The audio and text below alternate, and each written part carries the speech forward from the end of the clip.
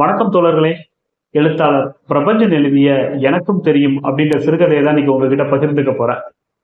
சில கதைகள் எப்பவுமே சில வலிகளையும் சில கண்ணீரையும் வரவழைக்கும். அப்படி ஒரு பெரிய வலி ஏற்படுத்திய ஒரு சிறுகதையை தான் இன்னைக்கு உங்ககிட்ட பகிர்ந்துக்க போறேன். என் பேர் மூர்த்தி. எப்பவும் போல ஷர்ட்லாம் அயன் பண்ணிட்டு வெளில கிளம்புனேன். அப்பந்தான் அம்மாவுடைய சத்தம் கேட்டுச்சு. டேய் மூர்த்தி மூர்த்தி அப்படின்னாங்க. என்னம்மா அப்படின்னு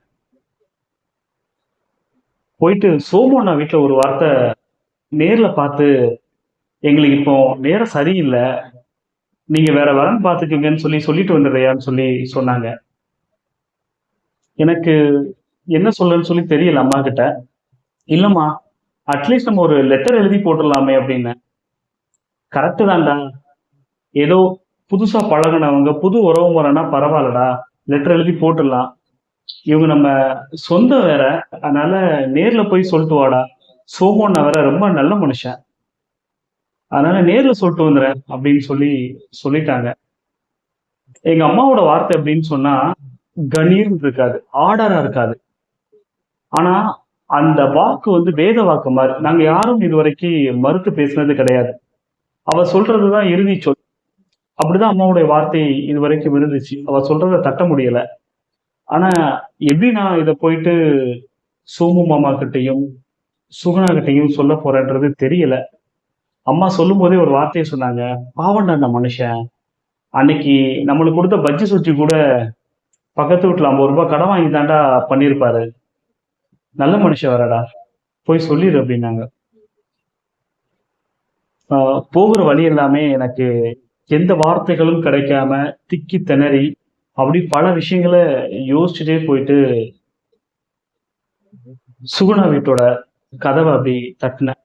தட்டும் போதே எனக்கு தோணுன வார்த்தை என்னன்னா, இதை எப்படி போய் நம்ம சொல்ல முடியும், அப்படியே பேசாம இங்க இருந்து கிளம்பி ஓடிடலாமா அப்படின்னு சொல்லிதான் எனக்கு தோணுச்சு. ஆனா நான் நினைக்கிறதுக்கு முன்னால சோமு மாமா வீட்டோட கதவு வந்து டப்புன்னு தெரிஞ்சு அந்த வீட்டுல இருக்கக்கூடிய உள்ள இருக்க வெளிச்சம் என் முகத்துல பளிர்னு அடிச்சிருச்சு. இப்ப என்ன பண்றதுன்னு தெரியல. கதவு உள்ள இருந்து திறந்தது வேற யாரும் கிடையாது, சுகுணா தான். வாங்க மூர்த்தி சார் அப்படின்னாங்க. நான் எந்த வார்த்தையும் சொல்ல முடியல. அப்படின்னு சொல்லிட்டு உள்ள போனா ஒரு சின்ன வீடு, ஒரு நெட்டுக்கா பாய் விரிச்ச மாதிரி ஒரு சின்ன ஹால், ஓரமா ஒரு மேஜர், அதுக்கு மேல ஒரு டேப் ரிகார்டர், ஒரு பழைய பாட்டு ஒண்ணு பாடிக்கிட்டு இருந்துச்சு. அதுக்கு மேல ஒரு சின்னதா ஒரு துணி விரிச்சிருக்காங்க, எம்ப்ராய்டரி போட்ட ஒரு துணி, கை வச்ச ஒரு சேர். அப்படி பார்த்துட்டே இருந்தேன். இந்த இடத்துல தான் நான் சுகுணா உட்காந்து பொண்ணு பார்த்தேன். அன்னைக்கு எப்படி சொல்ல, இந்த வாமா மின்னல் அப்படின்னு வடிவேல் சொன்ன உடனே அப்படி பார்த்துட்டு போகல, அது மாதிரியான பெண் பார்த்து விட்டு போன ஒரு தருணம் தான் அது. இப்படி எல்லாத்தையும் உத்து பார்க்க முடியல.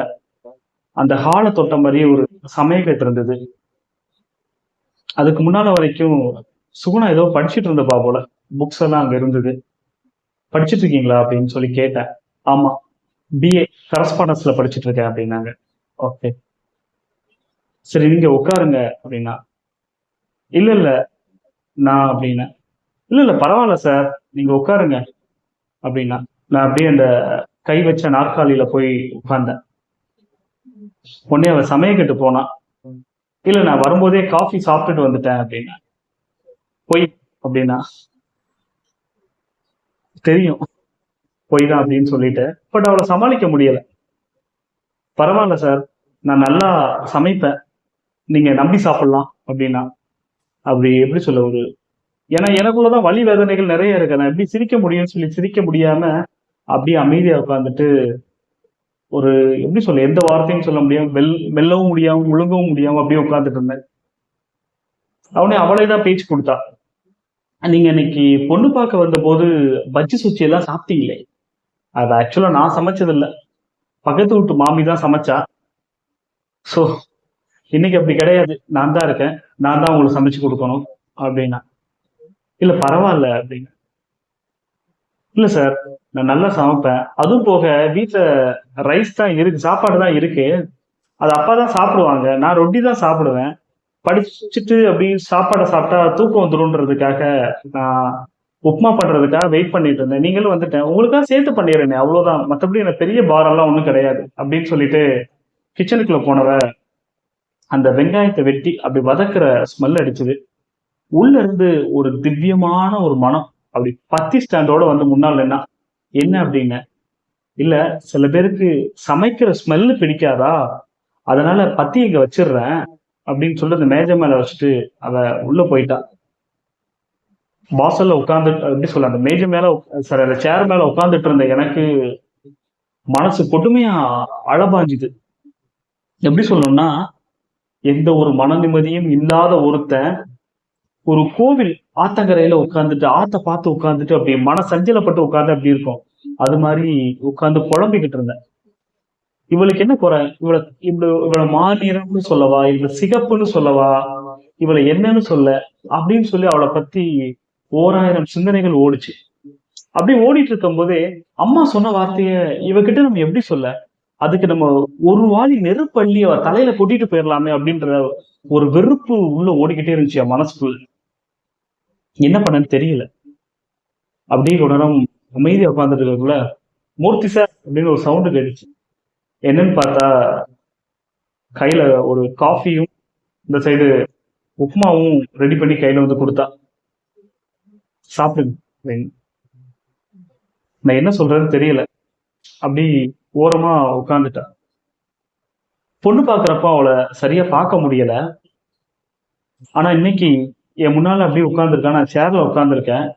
அப்படி உட்கார்ந்துருக்கும் போது அவளுடைய கால் நகம் இருக்கு இல்லையா, அதை மருதாணி வச்சதான் தெரியுது.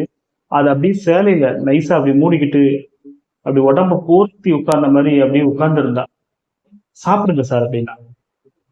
உடனே ஒரு வில்லை ஒரு கொஞ்சோண்டு எடுத்து உப்புமா எடுத்து வாயில போட்டேன். பிரமாதம் அப்படின்னு. புகழாதீங்க அப்படின்னா. இல்ல உண்மையிலே நல்லா இருக்கு அப்படின்னு. சரிங்க சார் அப்படி. உன்னை சாப்பிட்டுட்டு இருக்கும் போதே பரவாயில்ல மிஸ்டர் மூர்த்தி, ஒரு விஷயம் புரிஞ்சுக்கிங்க. நீங்க எப்பவும் போல ஃப்ரெண்டா அந்த வீட்டுக்கு வரலாம். என்ன பிடிச்சிருந்தாலும் என்ன பிடிக்காம இருந்தாலும் அது பிரச்சனை கிடையாது. இன்னொன்னு, எனக்கு ஒண்ணும் இது புதுசு இல்லையே மூர்த்தி. மிஸ்டர் மூர்த்தி, இது எனக்கு ஒண்ணும் புதுசு இல்லையே. பல பேர் வராங்க, பாக்குறாங்க, அங்கனுக்குள்ளேயே வந்துட்டு அப்படி கை நினைச்சிட்டு முடியாதுன்னு சொல்லிட்டு போயிடுறாங்க. ஆனா நீங்க பொண்ணு பார்க்க வந்த இடத்துல எனக்கு எங்க அப்பாவுக்கு ஒரு சின்ன சந்தோஷம். நம்ம சொந்தக்காரங்க வந்திருக்காங்க அப்படின்னு சொல்லிட்டு. ஆனா மிஸ்டர் மூர்த்தி, நீங்க பாருங்க ஒரு விஷயத்த. நீங்க என்னதான் பாத்தீங்க, பொண்ணு பாத்தீங்க, நான் என்னதான் கட்டிக்கணும்னு சொல்லிட்டு நான் எந்த இடத்துலயும் சொல்ல மாட்டேன். ஏன்னா ஒவ்வொருத்தங்களுக்கும் ஒவ்வொரு விதமான சிந்தனை இருக்கும். உங்களுடைய வசதி வாய்ப்புகள் வேற, நீங்க பார்க்கக்கூடிய உத்தியோகம் வேற, அதுக்கு தகுந்தாப்புல இருக்கக்கூடிய இடங்கள் இருக்கும். நீங்க அதனால அந்த வார்த்தையை சொன்ன அப்படின்னு சொல்லிட்டு இருக்கும் போதே அவ கண்ணை பார்த்தேன்.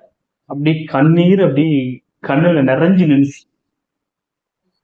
அப்ப எங்க அம்மா சொன்ன பல விஷயங்களை நான் என் மனசுல ஓடிக்கிட்டே இருந்துச்சு. எங்க அம்மா சொன்னாங்க, பாவண்டா சோமு, வீட்டுல நீ மாப்பிள்ளையா போனேன்னு வச்சுக்கோயேன், போகும்போதே 10 கிலோ அரிசியும் உப்பு புளி மிளகாலாம் நீ வாங்கிட்டு போற மாதிரி இருக்கும்டா. அப்படிப்பட்ட குடும்பம்டா அப்படின்னாங்க. அதுக்கப்புறம் எங்க அம்மா பேசிட்டு இருக்கும்போது நிறைய விஷயங்கள் சொல்லுவாங்க.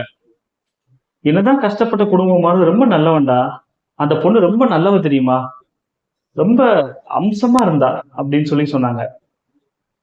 சில சமயம் நம்ம வசதி வாய்ப்புக்கு 500 பவுன் நகையும் ஒரு காரோட வந்து பொண்ணு பார்க்கக்கூடிய ஆட்கள்லாம் இருக்காங்கன்னு சொல்லி சொன்னாங்க.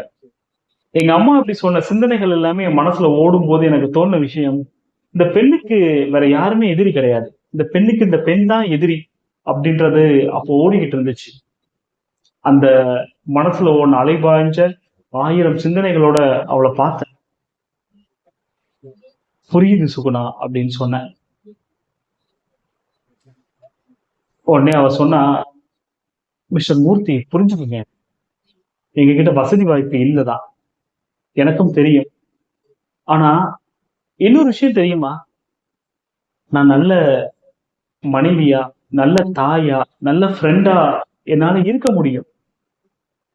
ஆனா பணம் மட்டுமே எல்லா விஷயத்தையும் நீங்க தீர்மானிச்சிருது இல்லையா அப்படின்னு சொல்லி பேசிக்கிட்டு இருந்தா.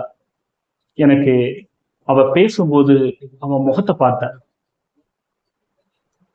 அந்த கண்ணுல நின்னுட்டு இருந்த கண்ணீர் இருக்கு இல்லையா, அது அப்படி வழிஞ்சு அப்படி கன்னத்துக்கு கீழே அப்படி நின்று ஊத்திட்டு இருந்தது. எனக்கு சுகுணா அப்படின்ற வார்த்தையை தாண்டி வேற எதுவும் சொல்ல முடியல. புன்னகை இல்லாத ஒரு அசட்டு சிரிப்போட, பரவாயில்ல மூர்த்தி, அதனால என்ன, இந்த வீட்டுக்கு நீங்க ஃப்ரெண்டா எப்ப வேணாலும் வரலாம், அதுக்கு உங்களுக்கு முழு உரிமையும் இருக்கு, நீங்க திரும்பி எங்களை பார்க்க வந்ததே சந்தோஷம்தான் அப்படின்னு அவ சொல்லிட்டு இருக்கும் போதே வாசல்ல ஏதோ செருப்பை கழற்ற சத்தம் ஒண்ணு கேட்டு. வேற யாரும் இல்லை, எங்க மாமா தான், சோமு மாமா. மாமா அப்படின்னு சொன்ன. வாங்க வாங்க வாங்க, ரொம்ப சந்தோஷம் நீங்க வந்ததுல அப்படின்னு சொன்னாரு. ஏதாவது சாப்பிட? இல்ல இல்ல, காஃபி சாப்பிட்டேன், கூடவே உப்புமாவும் சேர்த்து சாப்பிட்டேன், வயிறார சாப்பிட்டுட்டு இருக்கேன், ஒன்றும் பிரச்சனை கிடையாது அப்படின்னு. உடனே பரவாயில்ல, மார்க்கெட் வரைக்கும் போயிருந்தேன், அதான் கொஞ்சம் தாமதம் ஆயிடுச்சு, மன்னிக்கணும் அப்படின்னாங்க. இல்ல இல்ல, அதனாலலாம் ஒண்ணும் இல்ல அப்படின்னு நானும் மாமாவும் சோமு மாமாவும் பேசிட்டு இருக்கும்போது சுகுணா அப்படியே கிச்சனுக்குள்ள போய் ஒளிஞ்சுக்கிட்டா. மாமா கைய பிடிச்சி இப்படி இருக்க பிடிச்சுக்கிட்டாங்க. பிடிச்சிட்டு, நீங்க வந்ததுல ரொம்ப சந்தோஷம், என்ன விஷயம் அப்படின்னாங்க. எனக்கு அம்மா சொன்ன வார்த்தைய எப்படி சொல்றதுன்னு தெரியல. அம்மா சொன்ன மாதிரி பல வசதி வாய்ப்புகள் நிறைந்த, நிறைய தங்கம் போடுற ஒரு காரோட உள்ள ஒரு மருமகள் வீட்டை தான் எதிர்பார்த்துட்டு இருந்தாங்க. ஆனா இவங்க கிட்ட முடியாதுன்ற வார்த்தையை நான் எப்படி சொல்லன்றது தெரியல.